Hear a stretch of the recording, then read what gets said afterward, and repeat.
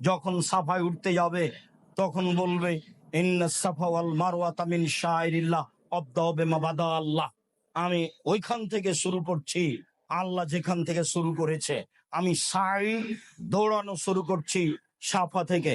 সাফা পাহাড়ের দিকে যাবে, যখন উঠবে তখন জিকির আজকার তাকবীর পাঠ করবে, ঘুরে এবার কাবা ঘরের দিকে তাকাবে।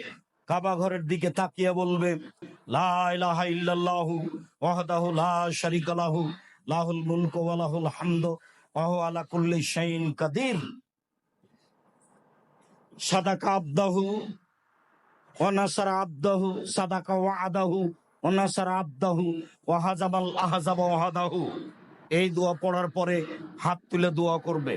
হাত তুলে দোয়া করার কয়েকটি জায়গা রয়েছে, তার একটি হচ্ছে কাবা ঘর দেখে হাত তুলে দোয়া করা যায়, সাফা পাহাড়ে উঠে হাত তুলে দোয়া করা যায়, মারওয়া পাহাড়ে উঠে হাত তুলে দোয়া করা যায়, আরাফার মাঠে হাত তুলে দোয়া করা যায়, মুজদালেফার মাঠে হাত তুলে দোয়া করা যায়, পাথর নিক্ষেপ করার পরে হাত তুলে দোয়া করা যায়।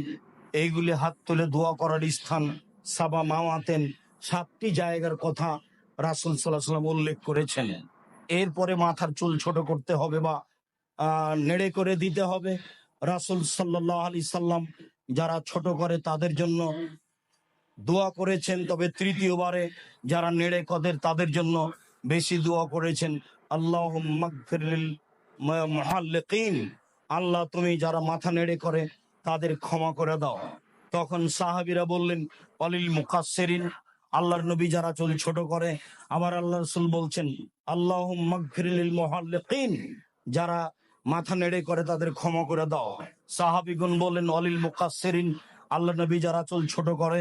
আবার আল্লাহ রাসূল বললেন আল্লাহুম্মা গফির লিল মুহাল্লিকিন ওয়ালিল মুকাসসিরিন। এবার তৃতীয়বারে বললেন যারা চুল ছোট করে তাদেরও ক্ষমা করো, যারা